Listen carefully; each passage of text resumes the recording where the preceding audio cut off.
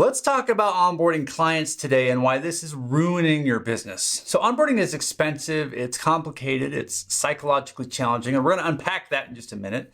And it's hard to do well. In today's video, I'm going to share with you what I've seen go wrong and how you can fix it. Let's get into it. Let's start off with the problem of onboarding. Now, onboarding a client sounds simple. It's the process of getting them integrated into your service or product offering. The problem is that people don't follow instructions. Your staff are going to, drop the ball. Your clients aren't going to read the step-by-step instructions, and things are just going to explode in your face. So I've created videos, to-do lists, webinars, and interactive guides. People still come back to me and ask, how do I do this? And it's frustrating and it's really expensive. To get started, let's just talk about planning, and it's usually inadequate, by the way. So when there are mistakes in the onboarding process, it's usually because somebody hasn't taken the time to think and write down how the process should go. You already know that, that's a given, but here's a fun little experiment.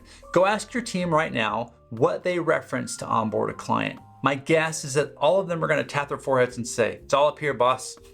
And business owners are always saying the same thing. I don't have time to write up a process manual. And yes, you do, because you're finding time to deal with all of the problems that exist in your business due to not having a process manual. You have the time, you just don't want to do it.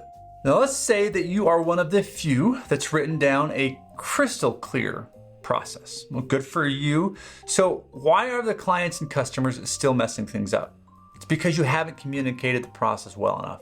Most people take their write-up and then file it in Google Drive somewhere and expect everyone to go and reference that thing. I'm sorry to tell you this, but Google Drive is really Google Grave. That's the place where documents go to die. You need to get this thing out into the open. Let it breathe a little. Print it up and paste it on the wall if you have to. Just make sure that everyone sees it at least once a day. And you might be thinking, once a day? Who's going to read my onboarding process once a day? They don't have to read it. I just want them to see it. I want them to know that there is a process in place so that they have no excuse for not following it. All right, so now you've got your onboarding processes written down. Everybody knows about it. So why are they still getting it wrong? Well, it's because the onboarding process stinks. You gave one person too many responsibilities, creating a bottleneck, or maybe you're relying on a manual process to work rather than the automation, and you're not measuring the actual success of the program. You have to design this thing so that it's going to work without human beings. That's the secret. It has to work regardless of whether Sally shows up for work or not. Now, how do you do that? You go through each step and you ask yourself the following question. If Sally wasn't here to do this step, what tools could I use to make sure it gets done anyway? Most things we can automate now. Yeah, there are software and there are technologies, but it's not just that. It's about setting up reminders. So, if you've got a 5-step onboarding process and something has to happen once a day for 5 days, simply set up some calendar reminders. And once you start the first one, the other 4 are automatically set up. There are so many things you can do to automate this. Let's talk about a lack of training and support. So you might not be aware, but few people think like you. The onboarding process you've designed might be a work of art. It probably is, but that doesn't make it easy to follow. So as a business owner or a manager, you probably have skills that your staff or customers don't have. I mean, that's why they work for you and that's why they buy from you, right? So I know you don't want to train people. Nobody likes to train people, but you're going to have to embrace this idea if you want your onboarding process to work. Build in a training for your staff once a quarter, and every new client gets training when they buy from you. All right, here's the big step that nobody follows. Well, actually, that's not true. I've seen it once or twice and it's done really well. You need to get feedback from your clients. So if you were to consider asking every client at the end of the program how it went and what you could have done to make it easier on them, your future clients and staff are going to thank you for that.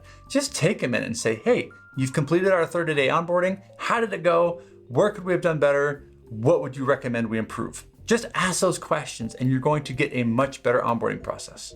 Now, why am I talking about onboarding? It's because most businesses go out of business onboarding clients. So much money is lost. Profits are just destroyed in the onboarding, because what happens is that two parties are trying to come together. You've got the client and you've got your business, and we're trying to mend them together.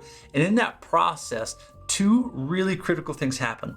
First, People make assumptions about things. Because you haven't done a good enough job outlining what's included and what's not, the customer is just going to expect certain things to be included. And you're going to find yourself thinking, well, we better find a way to do that because I don't want to lose this money or this client or this opportunity. So that's the second thing, is you have scope creep. You go from having a proposal that looks like this, it expands into this over the course of 6 months, and then you're fighting with the client and your staff because it's unserviceable. It all happens in onboarding. This is where you're losing your money. Hey, if you found this episode helpful, this is part of a series called the Cash Flow Debates. It is a weekly podcast hosted by IgniteSpot Outsourced Accounting. Our goal is to help make your business more wealthy and profitable. That's our job. Every other week, we have a big podcast, usually lasts anywhere from 30 to 60 minutes. That's where I talk with my partners about key topics that will drive your wealth.